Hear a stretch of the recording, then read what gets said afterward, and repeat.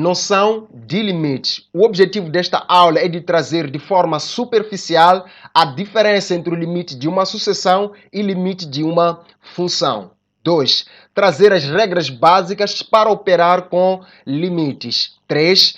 Exemplo e significado prático de um limite. 4. Trazer os diferentes tipos de indeterminações. E, por fim, veremos exemplos de aplicação de limites no dia a dia e vamos, neste quinto ponto, resolver um problema comum. Para já, se inscreva no canal, deixe ficar o seu like, compartilhe este vídeo e não se esqueça de deixar aí o seu feedback acerca do conteúdo, porque tudo isto é só por ti.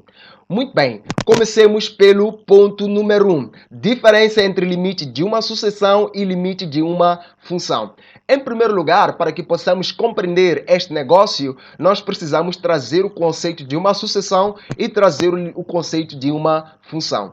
Atenção, que a sucessão pode ser representada por AN, UN, VN, não é? Qualquer coisa N, nós entendemos que trata-se de uma expressão, no caso do termo geral, de uma determinada sucessão. E que para o nosso caso podemos considerar AN sendo igual a, por exemplo, 2021, 3N quadrado mais aí o 3, tá bom? Seria um exemplo de uma sucessão. Agora, para funções, nós sabemos que uma função é designada por f de x, g de x, m de x, h de x, e que para o caso nós podemos trazer f de x. Como exemplo, temos ali 3x menos 11 por 5x ao quadrado mais 3, ok? Temos aí exemplo de sucessão e exemplo de uma função. Em casos em que pedir-se o limite de AN, quando o n tende para o infinito, nós teríamos, para o caso do nosso exemplo, esta expressão é a expressão do AN. Portanto, teríamos limite de 2021 3n quadrado mais 3, o n tendendo ao infinito. A isto nós chamamos limite de uma sucessão, ok? Por quê? Porque as sucessões são caracterizadas pela ordem, pela posição dos termos, que é aí o n.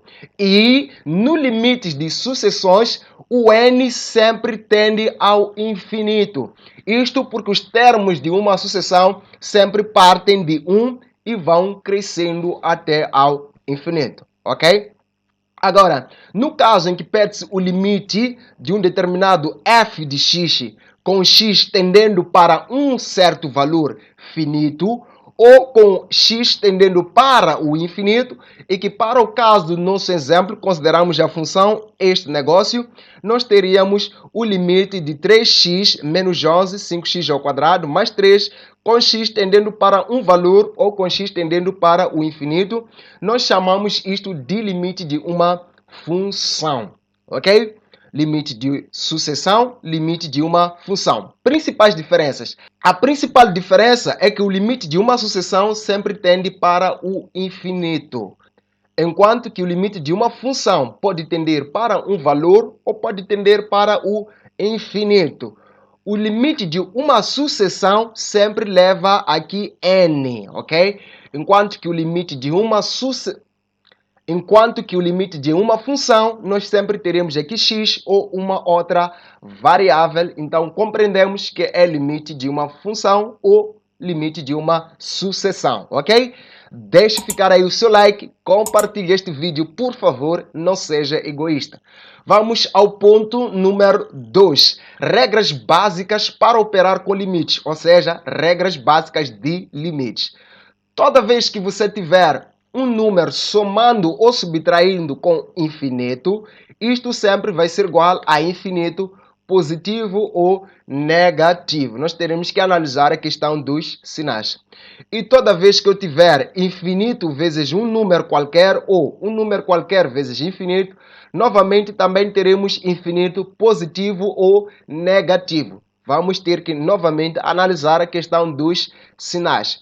Toda vez que tivermos infinito dividido por qualquer que seja o número, nós vamos ter novamente infinito negativo ou positivo. Teremos que analisar a questão dos sinais. Mas qualquer número dividido por infinito sempre é igual aí a zero.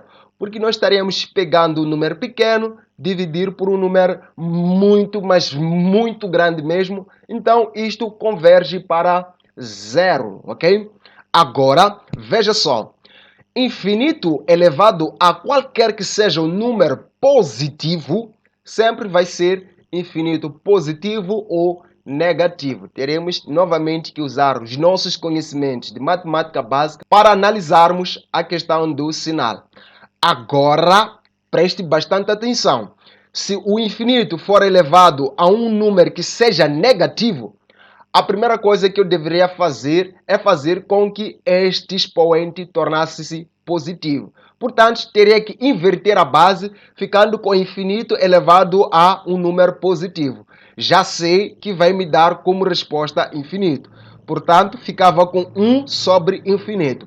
Mas, nós dissemos que qualquer que seja o número dividido por infinito, sempre vai dar zero. Portanto, 1 por infinito vai ser igual a zero. Conclusão: infinito elevado a qualquer que seja o número negativo sempre vai ser igual a zero. Estamos juntos? Deixe o seu like, se inscreva no canal, curta a aula, compartilhe e não seja egoísta. Muito bem, toda vez que tivermos um número maior que 1, se pegarmos este número, elevarmos a infinito, o que vai acontecer é que a tendência deste número é crescer sem parar. Então, o resultado vai ser igual a mais infinito. Mas, se pegarmos este número, elevarmos a menos infinito, o que vai acontecer é que vamos inverter. O denominador vai dar o infinito, enquanto que o numerador vai dar 1. Portanto, 1 sobre infinito sempre vai ser igual aqui a zero. Então, isto dá zero. E se este número estiver no intervalo de 0 a 1, estiver entre 0 e 1, portanto, nós podemos concluir que, nestes casos, se pegarmos este número de 0 a 1 e elevarmos a mais infinito, o denominador cresce mais rápido que o numerador, portanto, isto vai ser igual a zero. Mas, se elevarmos este número a menos infinito, nós teremos que isto vai ser igual a mais infinito. Ou seja, o que acontece quando o número é maior que 1 é inverso do que acontece quando este número está entre 0 e 1. Elevado a mais infinito dá mais infinito, mas elevado a mais infinito dá zero. Elevado a menos infinito dá zero, elevado a menos infinito dá mais infinito. Ou seja, são acontecimentos contrários, ok? Vamos ao ponto número 3, que é exemplo e significado prático de limite. Lembra do caso da nossa sucessão AN 2021 3n ao quadrado mais 3? Agora, se tivéssemos que calcular o limite desta sucessão, o n sempre vai tender para o infinito, pois trata-se de uma sucessão. Portanto, teríamos o limite de 2021 3n quadrado mais 3 com o n tendendo ao infinito. Isto significa que no lugar de n, deves colocar o infinito, pois o n tende para o infinito, ok? Colocando infinito no lugar de n, pois só temos n aqui, então ficamos com infinito ao quadrado. Recordando das propriedades anteriores, qualquer infinito elevado a qualquer número dá infinito. Então, se isto dá infinito, teremos que fazer infinito vezes 3. Infinito vezes 3 também é igual a infinito, ok? Das propriedades e das regras anteriores. Agora, infinito mais 3, também das regras anteriores, isto seria igual a infinito. Qualquer número dividido por infinito, dissemos que é igual a zero, pois infinito é um número muito, mas muito grande mesmo, então isto daria zero, ok? Agora, indo para o caso da função, nós teríamos limite de f de x. No caso, vamos imaginar que o x tenda aqui para 2. Queremos ver o comportamento desta função. Agora, no lugar de f de x, vamos colocar a nossa expressão f de x, que é 3x menos 11, 5x ao quadrado, mais 3, x tendendo para 2. Isto significa que no lugar deste x e deste x, vamos colocar 2. Portanto, Vamos colocar aqui 2, aqui também 2. Atenção que este x é elevado aqui a este 2. Então, o valor daqui também terá que ser elevado a 2, que é este 2 que nós escrevemos aqui. 3 vezes 2 é igual a 6. 2 ao quadrado é igual a 4. E 4 vezes este 5 vai ser igual a 20. Portanto, ficamos com 20 aqui. E deste lado, 3 vezes 2 deu aqui 6. Fazendo a diferença, 6 menos 11 é igual a menos 5. E 20 mais 3 é igual a 23. Então, o limite de f de x, quando x tende para 2, é igual a menos 5 sobre 23. A pergunta-chave agora é, qual é o significado prático disto, ok? O que significa limite de AN, que no caso é este limite, quando x tende para o infinito, é igual a 0. Então, vamos interpretar este negócio para que possamos entender. Os termos de uma sucessão, eles sempre começam de 1 e vão ao infinito, certo? Agora, se eu calculasse o primeiro termo desta sucessão, no lugar de n teria que colocar 1. Colocando 1, ficávamos com 6 no denominador. E se colocássemos 2 no lugar de n, ficávamos com 2 elevado a 2, dando 4, vezes 3 dá 12, mais 3, aqui fica 15. E se continuássemos a substituir, vemos que o denominador tende a crescer, enquanto que o denominador mantém-se. Fazendo isto, até chegar no termo, por exemplo, de ordem 60, onde o n é 60, ficaríamos com o denominador sendo 10.000. Agora dá para perceber que a tendência disto é decrescer. E, desta vez, o denominador é maior que o numerador, porque temos 10.000 no denominador, enquanto temos 2.000 no numerador. Então, dá para perceber que esta divisão vai dar 0 ponto alguma coisa. Se no lugar de n colocássemos 61, ficávamos com este, dando 0 ponto alguma coisa, cada vez menor que o termo anterior, ok? Então, se continuássemos isto até ao infinito, perceberíamos que isto converge para 0. Ou seja, estudar o limite é estudar a aproximação daquela expressão quando o n tende aqui para o infinito. Isto no caso de sucessões. Agora, para o caso de uma função, estamos a estudar a aproximação desta função quando x tende aqui para 2. Nós teremos a reta x, no caso, na reta x teríamos o 2, aproximando-nos deste 2 do lado direito de x e do lado esquerdo do x, a nossa função estaria a tender a dar um y que seja igual a menos 5 sobre 23. Este é o significado prático de limite. Aproximando-nos a um certo valor, qual é o valor que tende a nos dar esta expressão, ok? Número 4. Vamos aos tipos de indeterminações. Nos casos dos exemplos anteriores, se tivéssemos colocado no lugar de n infinito ou no lugar de x, o 2 que nós tínhamos lá, e desse infinito sobre infinito, ou tivesse dado infinito menos infinito, ou 0 sobre 0, ou 0 vezes infinito, ou ainda 1 elevado a infinito, teríamos que dizer que estamos perante uma indeterminação.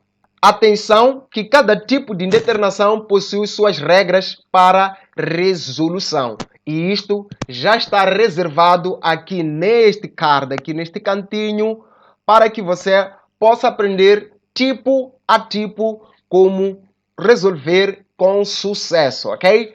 Estamos juntos. Vamos ao último ponto, que é o ponto número 5. Exemplos de aplicação de limites no dia a dia. Os limites são aplicados para o estudo das curvas de logística, onde se estuda o crescimento de uma determinada população ou do alastramento de uma determinada doença, que no caso da pandemia da Covid-19, podem ser aplicados os limites para o estudo da evolução desta doença. Assim como são aplicados na economia, são aplicados para o estudo de comportamento de funções, para a definição de somas, são aplicados ainda para elaborar o conceito de derivadas, são aplicados em integragem próprias, não é? E etc. Agora eu vou dar um exemplo prático de algo que acontece diariamente para que possa entender ainda melhor este negócio e de modo que não tenha falta de vontade a se inscrever neste canal. Portanto, nós temos aqui um problema. A água do reservatório com 100 mil litros evapora-se a taxa de 10% ao mês. O que acontecerá com a água ao longo do tempo? Qual será o volume de água limite, ok? Então, nós temos 100 mil litros de água que evaporam 10% desta água a cada mês. Portanto, se evapora 10%, nós ficamos com 90%. Escrevendo a função do volume, teríamos 1000 vezes a parte ou a percentagem que fica quando a outra evapora, que é 90%, que corresponde a 0,9. É elevado a tempo porque a água vai evaporando com o tempo. Tendo em conta que nós queremos saber o que acontecerá com a água ao longo do tempo, ou seja, imaginando que o tempo vai passando, ou seja, o tempo vai para o infinito, ok? O que vai acontecer aí? Agora, teremos que fazer o limite do volume para saber o que vai acontecer. Quando o tempo vai ao infinito, teremos o limite da nossa expressão do volume e no lugar de t, uma vez que o t tende para o infinito, vamos ter que colocar infinito, ficando com 100 mil vezes 0,9 elevado ao infinito.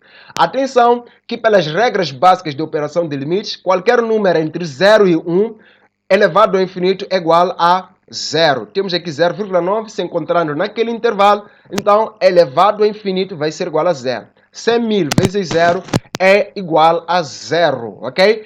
Então, este limite é igual a zero. Qual é o significado disto? Isto significa que o volume da água acabará com o tempo, ou seja, à medida que o tempo vai passando até ao infinito, a tendência da água é de diminuir porque vai se perdendo 10% a cada mês. Vai chegar um tempo em que este volume vai ser igual a zero, ok? Atenção que pela definição de limites é possível saber a partir de quanto tempo o volume será igual a zero. Mas a nossa aula fica por aqui para que ela não fique exaustiva. Se inscreva no canal, compartilhe o vídeo, deixe ficar aí o seu like. Meu nome é Pedro da Glória Valis. Nós nos veremos no próximo vídeo aqui no canal Key Desperta.